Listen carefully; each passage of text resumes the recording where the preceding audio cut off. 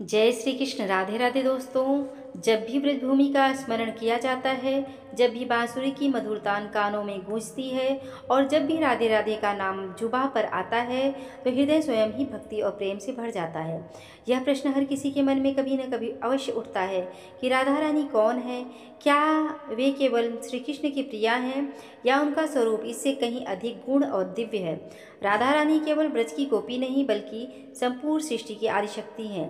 वे उस परम आनंद और प्रेम की मूर्ति हैं जिसके बिना स्वयं श्री कृष्ण का भी अस्तित्व अधूरा है।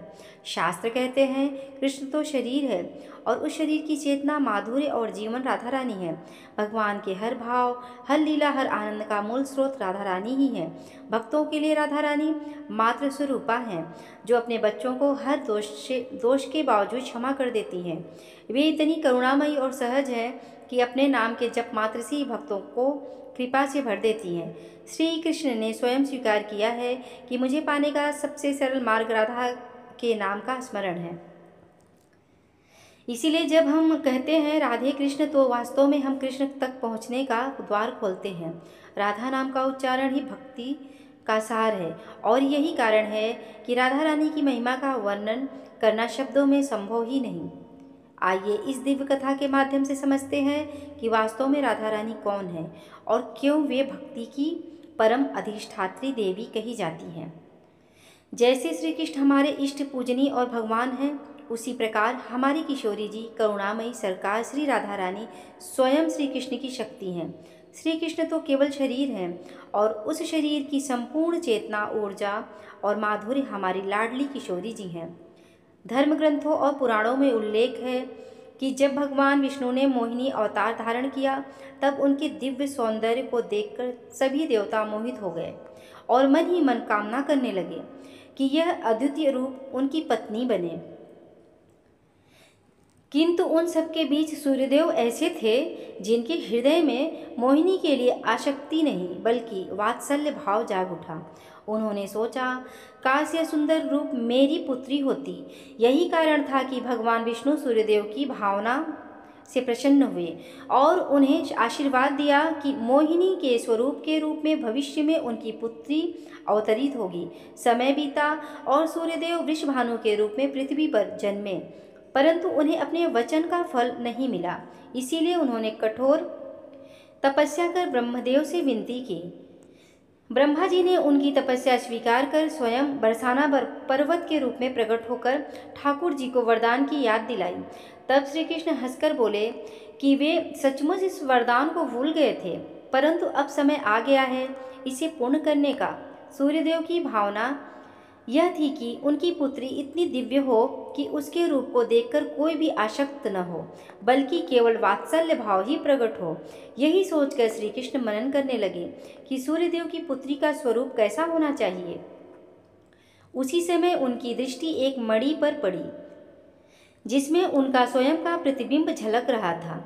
कहा जाता है कि ठाकुर जी अपना प्रतिबिंब देखकर स्वयं पर मोहित हो जाते हैं, परंतु इस बार उन्होंने अपने प्रतिबिंब को स्थित कर उसमें श्रृंगार किया और अंत में श्याम रंग से उसे गौर वर्ण में परिवर्तित कर दिया।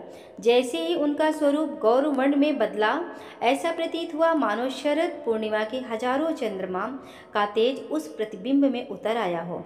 उस दिव्य प्रकाश से संपूर्ण वातावरण आलोकित हो उठा और जब ठाकुर जी ने अपनी आंखें खोली तो वहाँ उनकी सर्वप्रिय करुणामयी माधुर्य स्वरूपिणी हमारी प्यारी किशोरी जी श्री राधा रानी का प्राकट्य हो चुका था।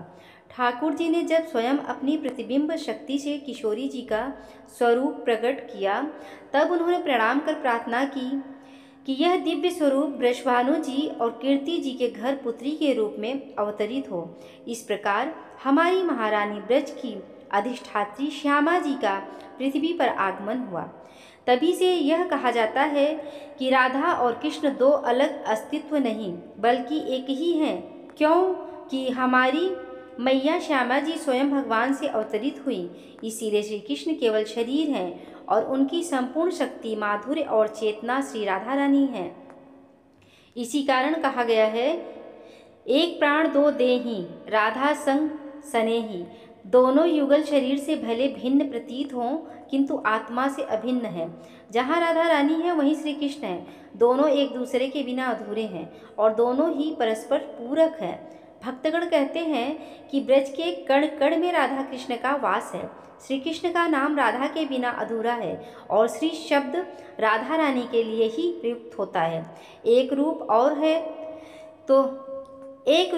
गौर है तो दूसरा श्याम, दोनों एक ही भाव के दो भिन्न रंग हैं। इसी सत्य के कारण जब भाद्रपद की श्री कृष्ण पक्ष अष्टमी को श्री कृष्ण का जन्म हुआ तो शुक्ल पक्ष की अष्टमी को उनकी पराशक्ति श्री राधा रानी जी का प्राकट हुआ। यही दिन राधा अष्टमी के रूप में ब्रजवासियों द्वारा बड़े हर्षोल्लास से मनाया जाता है। कथाओं के अनुसार लगभग 5000 वर्ष पूर्व पवित्र ब्रजभूमि में वृषभानु और कीर्ति जी के घर राधा रानी का प्राकट हुआ। ब्रह्मवैवर्त पुराण के अनुसार राधा जी सदैव श्री कृष्ण के साथ गोलोक में निवास करती थीं, किंतु एक बार जब श्री कृष्ण विरजा के साथ विहार कर रहे थे तब राधा रानी वहां पहुंची और अप्रसन्न होकर चली गईं। उसी समय श्री रामा ने राधा रानी के इस व्यवहार पर उन्हें कठोर वचन कहे। इस पर राधा रानी ने क्रोधित होकर श्री रामा को शंखचूड़ राक्षस बनने का श्राप दिया। प्रत्युत्तर में श्री रामा ने भी राधा रानी को श्राप दिया कि वे पृथ्वी लोक पर मानव रूप में जन्म लेकर 100 वर्षों तक कृष्ण वियोग से सहेंगी। यह श्राप सुनकर राधा जी व्याकुल हुईं, पर श्री कृष्ण ने उन्हें आश्वासन दिया कि भले ही वे मनुष्य रूप धारण करें किंतु सदैव उनके समीप ही रहेंगी। इसी समय कीर्ति जी, जिन्हें पुत्री की आकांक्षा थी, प्रतिदिन यमुना में स्नान कर देवी शक्ति से प्रार्थना करती थीं। एक दिन यमुना तट पर पूजा के समय यमुना जी से एक दिव्य कमल प्रकट हुआ। उस कमल से प्रकाश में आभा फैल गई और उसके भीतर एक दिव्य कन्या विराजमान थी। उस कन्या की आंखें बंद थीं और उसका सौंदर्य अलौकिक था।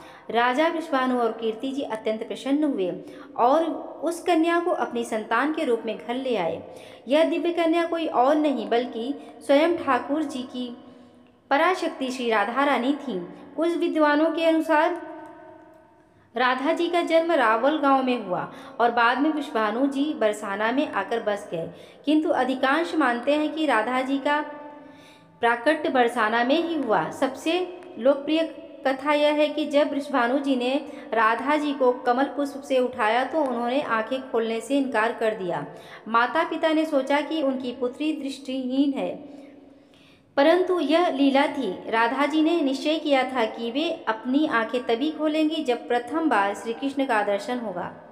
और सचमुच जब बालकृष्ण उनके सम्मुख आए तभी राधा जी ने अपनी पलकें खोलीं और नयन प्रथम बार अपने प्रीतम को देखने के लिए खुले। इस प्रकार राधा जी का जन्म और उनकी कथा यह सिद्ध करती है कि वे केवल वृषभानु कन्या ही नहीं बल्कि स्वयं श्री कृष्ण की स्वरूपिणी शक्ति हैं। कृष्ण और राधा का संबंध जगत के सामान्य संबंधों से परे है। यह आत्मा और परमात्मा का मिलन है जो सृष्टि के हर कण में व्याप्त है। उन्होंने जन्म के समय अपनी आंखें बंद ही रखीं और यही रहस्य आज तक भक्तों और विद्वानों को सोचने पर विवश करता है। सदियों से यह प्रश्न उठता रहा है कि राधा और कृष्ण का प्रेम, जो जगत की सबसे पावन और महात्म प्रेम कथा मानी जाती है, विवाह के बंधन में क्यों नहीं बंध पाया। जिस शिद्दत से राधा और श्री कृष्ण ने एक दूसरे से प्रेम किया वही प्रेम विवाह तक क्यों नहीं पहुंचा और क्यों यह अलौकिक कथा संसार की सबसे बड़ी विरह गाथा बन गई। आज भी राधा कृष्ण का नाम लेते ही लोगों के मन में यही विचार आते हैं। यह प्रेम जितना निर्मल और आत्मिक था उतना ही गूढ़ और जटिल भी था। युगों से कृष्ण के साथ राधा का नाम लिया जाता है, किंतु धर्म ग्रंथों महाभारत या श्रीमद् भागवत गीता में राधा रानी का नाम सीधे रूप से उल्लेखित नहीं है। यह भी प्रश्न उठता है कि यदि राधा रानी श्री कृष्ण का सबसे गहन प्रेम थी तो श्री कृष्ण ने रुक्मणी और अन्य 8 प्रमुख पत्नियों को जीवन संगनी क्यों बनाया। पर राधा रानी को नहीं मान्यताओं के अनुसार राधा रानी को कृष्ण वियोग का श्राप किसी और ने नहीं बल्कि स्वयं सुदामा जी ने दिया था, जो उनके सबसे प्रिय मित्र और महान भक्त थे। कथा के अनुसार राधा रानी और श्री कृष्ण सदैव गोलोक में साथ निवास करते थे। एक बार राधा रानी की अनुपस्थिति में श्री कृष्ण विरजा नामक गोपी के साथ विहार कर रहे थे। उसी समय राधा रानी वहां पहुंची और क्रोधवश उन्होंने विरजा और श्री कृष्ण को अपमानित कर दिया। यह दृश्य देखकर श्री कृष्ण के मित्र सुदामा जी राधा रानी के व्यवहार से अप्रसन्न हुए और उनके प्रति कटु वचन कहे। राधा रानी क्रोधित होकर विरजा को धरती पर दरिद्र ब्राह्मण होने का श्राप दे बैठी और सुदामा को भी श्री कृष्ण से वियोग तथा असुर रूप में जन्म लेने का श्राप दिया। सुदामा कृष्ण से अलग होने की कल्पना तक नहीं कर सकते थे, किंतु श्राप के कारण उन्हें कृष्ण वियोग सहना पड़ा। अपमान और पीड़ा से व्याकुल होकर सुदामा ने भी उसी समय राधा रानी को श्राप दिया कि पृथ्वी पर अवतरित होकर उन्हें कृष्ण से विरह सहना पड़ेगा। इसी श्राप के कारण कहा जाता है कि जब 11 वर्ष की आयु में कृष्ण को वृंदावन छोड़कर मथुरा जाना पड़ा, तब राधा रानी वियोग में डूब गईं। उस समय राधा रानी ने श्री कृष्ण से विवाह का निवेदन किया, पर श्री कृष्ण ने मौन साधा और कोई उत्तर नहीं दिया। वे बिना पलटे आगे बढ़ गए। राधा रानी ने पुनः क्रोध में आकर विवाह का कारण पूछा। तब कृष्ण मुड़े और राधा रानी ने विस्मित होकर देखा कि कृष्ण का स्वरूप उनके ही समान था। तभी उन्हें बोध हुआ कि कृष्ण और राधा दो नहीं, एक ही हैं, दो शरीर में बटे हुए एक आत्मा। राधा रानी कृष्ण की ही होकर भी उनकी पत्नी न बन सकी, किंतु आज भी वे पूजनीय हैं और प्रेम का सर्वोच्च प्रतीक मानी जाती हैं। यह कथा अधूरी होकर भी अमर है। हालांकि कुछ पौराणिक मान्यताएं ऐसी भी हैं जिनमें राधा और कृष्ण के विवाह का उल्लेख मिलता है।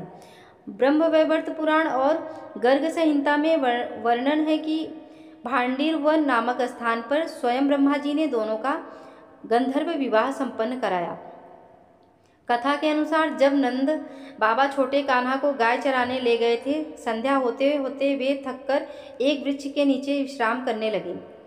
आंख लग गई और जब जागे तो चारों ओर अंधकार छा चुका था। तभी दूर से एक दिव्य प्रकाश फैला और राधा रानी देवी स्वरूप में वहां प्रकट हुई। नंद बाबा ने नन्हे कान्हा को राधा रानी को सौंप दिया और चले गए। राधा जी ने बालकृष्ण को स्नेहपूर्वक गाल पर चूमा और तभी अद्भुत चमत्कार हुआ। कन्हैया उनकी गोद से गायब होकर पुनः भगवान स्वरूप में प्रकट हुए और अपने शाश्वत प्रेम का इजहार किया। कुछ ही क्षणों बाद ब्रह्मा जी वहां प्रकट हुए और उन्होंने अग्निकुंड साक्षी रखकर मंत्रोच्चार के साथ राधा कृष्ण का विवाह कराया। विवाह के उपरांत दोनों ने यमुना तट पर आनंदपूर्वक समय बिताया, किंतु फिर भगवान ने अपनी लीला प्रकट करते हुए शिशु रूप धारण कर लिया और राधा जी उन्हें लेकर माता यशोदा के पास पहुंची। राधा जी उम्र में कृष्ण से बड़ी थी। उनका प्रेम शुद्ध, आत्मिक और अद्वितीय था। इसमें दैहिक आकर्षण का कोई स्थान नहीं। यही कारण है कि इसे आध्यात्मिक प्रेम की सर्वोच्च श्रेणी में रखा गया है। आज भी मथुरा से लगभग 30 किलोमीटर दूर भांडीर वन स्थित मंदिर इसका साक्षी है, जहां राधा कृष्ण की मूर्ति दूल्हा दुल्हन के रूप में स्थापित है और ब्रह्मा जी उन्हें आशीर्वाद देते हुए दर्शाते गए हैं कि इस मंदिर में विशेषता यह है कि यहाँ श्री कृष्ण के हाथों में बांसुरी नहीं बल्कि विवाह का प्रतीक है। इस प्रकार राधा कृष्ण का प्रेम शाश्वत रहस्य है, कभी अधूरा माना जाता है तो कभी पूर्ण। विवाह हुआ या नहीं, यह भले ही मतभेद का विषय हो, लेकिन इसमें कोई संदेह नहीं कि राधा और कृष्ण प्रेम और भक्ति के सर्वोच्च स्वरूप हैं, जो आज भी युगों से भक्तों के हृदय में राधे राधे की ध्वनि बनकर गूंजते हैं। एक अन्य अद्भुत कथा के अनुसार श्री कृष्ण और राधा रानी का प्रेम इतना गहरा और अलौकिक था कि स्वयं श्री कृष्ण ने अपनी माँ यशोदा से एक दिन कहा कि वे राधा से विवाह करना चाहते हैं। यह सुनकर यशोदा मैया ने समझाया कि राधा उनके लिए उचित वधू नहीं है, क्योंकि पहला कारण यह था कि राधा रानी उम्र में श्री कृष्ण से बड़ी थी और दूसरा कारण यह कि उनकी मंगनी पहले ही रायण से हो चुकी थी। रायण उस समय कंस की सेना में युद्ध करने गया हुआ था और उसके लौटने पर राधा का विवाह उससे होना निश्चित माना गया था। यह सुनकर श्री कृष्ण शोक से व्याकुल हो उठे और अपने कर्तव्य पथ से डगमगाने लगे। तब ऋषि गर्गाचार्य ने उन्हें समझाया कि उनका जन्म केवल व्यक्तिगत सुख के लिए नहीं बल्कि एक महान उद्देश्य की पूर्ति हेतु हुआ है। उन्होंने कृष्ण से कहा कि वे इस शोक को त्याग कर वही धर्म और कर्म निभाएं जिसके लिए उन्होंने अवतार लिया है। इसी कारण श्री कृष्ण को अंततः राधा रानी को पीछे छोड़कर मथुरा की ओर प्रस्थान करना पड़ा। लेकिन जाने से पहले उन्होंने राधा रानी को अपनी प्रिय मुरली भेंट की और कहा कि जब भी वे उन्हें स्मरण करेंगी, इस मुरली की धुन से वे सदा उनके निकट उपस्थित होंगे। राधा रानी ने उस मुरली को अपने हृदय से लगाकर जीवन भर संभाल कर रखा। जब भी श्री कृष्ण की याद आती, वे उसे बजाकर अपने प्रीतम का स्मरण करती। उधर श्री कृष्ण की राधा की याद में सदैव अपने मुकुट में मोरपंख और कंठ में वैजंती माला धारण करते थे। ब्रह्मवैवर्त पुराण के प्राकृतिक खंड अध्याय 49 श्लोक 39 और 40 के अनुसार जब राधा रानी युवावस्था में पहुंची तो उनके माता पिता ने उनका विवाह रायण से कराना चाहा, किंतु यह विवाह किसी सांसारिक रूप में नहीं बल्कि राधा रानी की छाया के साथ संपन्न हुआ, क्योंकि वास्तविक रूप से राधा तो श्री कृष्ण की ही थी। रायण स्वयं नंद बाबा की पत्नी यशोदा जी का भाई था और उसे रापा तथा अनघोष के नाम से भी जाना जाता था। जब श्री कृष्ण वृंदावन छोड़कर मथुरा जाने लगे तब उन्होंने संपूर्ण ब्रजभूमि की जिम्मेदारी राधा रानी को सौंपी और कहा, राधे, आज से आप ही ब्रजमंडल की अधिष्ठात्री देवी होंगी। आपकी इच्छा के बिना यहाँ कोई भी कार्य नहीं हो सकेगा। इसके बाद कृष्ण मथुरा चले गए और राधा रानी के लिए उनका मिलना दर्शन दुर्लभ हो गया। किंतु एक समय ऐसा भी आया जब राधा रानी कुरुक्षेत्र पहुंची और वहां उनकी भेंट श्री कृष्ण से हुई। उन्होंने कृष्ण से वृंदावन लौटने का आग्रह किया। तब कृष्ण अपनी बहन सुभद्रा और बड़े भाई बलराम जी के साथ वृंदावन आए। इस अवसर पर पूरा ब्रजमंडल हर्षोल्लास से भर गया। ब्रजवासियों ने स्वयं रथ को खींचकर कृष्ण, बलराम और सुभद्रा जी का नगर भ्रमण कराया। इसी घटना को स्मरण करते हुए बाद में वृंदावन और जगन्नाथपुरी में रथ यात्रा की परंपरा प्रारंभ हुई। श्री कृष्ण और राधा रानी की अंतिम भेंट द्वारिका नगरी में हुई। अपने जीवन के उत्तरार्ध में राधा रानी वहां पहुंची और कृष्ण से निवेदन किया कि वे शेष जीवन उनके साथ ही व्यतीत करना चाहती हैं। श्री कृष्ण ने उन्हें देखकर गहन भाव से स्वागत किया और अपने महल में देविका का पद प्रदान किया, जिससे राधा रानी राजमहल में रहते हुए कृष्ण के दर्शन भी कर पाती थी और अपने कर्तव्य भी निभाती थी। किंतु धीरे धीरे राजपाट के कार्यों में व्यस्त होने के कारण श्री कृष्ण उनसे मिल नहीं पाते थे। यह दूरी राधा रानी के हृदय को और अधिक पीड़ा देने लगी और अंततः उन्होंने महल छोड़कर एकांतवास का निर्णय लिया। द्वारिका से जाते समय राधा रानी ने श्री कृष्ण से एक वचन लिया कि जब भी वे उन्हें स्मरण करेंगी, कृष्ण स्वयं उनके पास अवश्य आएंगे। फिर वे एकांत में निवास करने लगी, किंतु श्री कृष्ण वियोग में उनका जीवन आंसुओं से भरा रहा। अंततः वह समय आया जब राधा रानी ने अपनी लीला समाप्त करने का निश्चय किया। उन्होंने कृष्ण को स्मरण किया और श्री कृष्ण तुरंत उनके पास उपस्थित हुए। राधा की स्थिति देखकर उनके नेत्रों से अश्रुधार बहने लगी। उस समय राधा रानी ने कृष्ण से अपना अंतिम वरदान मांगा, वही मुरली की मधुर तान सुनाइए जो आप रास लीला के समय बजाया करते थे। श्री कृष्ण ने अपने प्रिय मुरली से वही धुन छेड़ी। राधा रानी उस संगीत में लीन होकर धीरे धीरे अपने प्राण त्याग कर श्री कृष्ण के चरणों में समा गईं। राधा रानी के वियोग से व्यथित होकर श्री कृष्ण ने उसी क्षण अपनी मुरली को तोड़ दिया और फिर कभी मुरली नहीं बजाई। इस प्रकार यह प्रेम कथा युगों युगों तक अमर हो गई। राधा का पर्याय कृष्ण और कृष्ण का पर्याय राधा बन गए। राधा रानी के नाम की महिमा इतनी अद्भुत है कि स्वयं ठाकुर जी कहते हैं, जो कोई रा का उच्चारण करता है उसे मैं भक्ति प्रदान करता हूँ और धा शब्द सुनते ही मैं स्वयं राधा के नाम के पीछे आकर्षित होकर चला जाता हूँ। हमारी लाडली जी का स्वभाव इतना सहज और प्रेममय है कि वे अपने भक्तों की हर भूल को क्षमा कर देती हैं और सदैव उनकी रक्षा करती रहती हैं। यही कारण है कि राधा नाम स्वयं प्रेम, करुणा और भक्ति का प्रतीक बन गया है। यह महिमा हमारी लाडली किशोरी जी के नाम की है। संपूर्ण ब्रह्मांड के स्वामी स्वयं श्री कृष्ण भी राधा रानी के नाम के उच्चारण के लिए सदैव लालायित रहते हैं। ऐसा माना गया है कि जो भी भक्त निरंतर श्री राधा नाम का जप करता है उस पर राधा रानी सहज ही प्रसन्न होकर उसे अपना सर्वस्व प्रदान करती हैं। स्वयं ठाकुर जी ने कहा है, मम नाम शते नव राधा नाम सकृत समम, अर्थात यदि कोई भक्त मेरे 100 नामों का स्मरण करता है और दूसरी ओर कोई केवल एक बार राधा रानी का नाम लेता है तो दोनों का फल समान होता है। लेकिन जो भक्त सदा सर्वदा राधा नाम का जप करते हैं उनकी महिमा और फल तो इतना अनंत है कि स्वयं मैं भी उसे नहीं जानता। शास्त्रों में राधा रानी को कृष्ण वल्लभा कहा गया है। वे केवल श्री कृष्ण की प्रिया ही नहीं बल्कि उनकी अधिष्ठात्री देवी भी हैं। कृष्ण से मिलने का जो मार्ग है वह स्वयं राधा रानी है। यही कारण है कि श्री कृष्ण का नाम भी राधा नाम के बिना अधूरा माना गया है। कहते हैं कि रा का उच्चारण करने से समस्त रोग मिट जाते हैं और धा का उच्चारण होते ही सारे बंधन छूट जाते हैं। ऋग्वेदी परंपरा के राधा उपनिषदि में कहा गया है कि श्री कृष्ण परम ब्रह्म परमात्मा है और राधा रानी उनकी पराशक्ति है। कृष्ण शब्द है तो राधा उसका अर्थ है, कृष्ण गीत हैं तो राधा संगीत है, कृष्णवंशी हैं तो राधा स्वर है, कृष्ण समुद्र हैं तो राधा उसकी तरंग है, कृष्ण फूल हैं तो राधा उसकी सुगंध है। नारद पंचरात्र के अनुसार राधा और कृष्ण एक ही शक्ति के 2 स्वरूप हैं।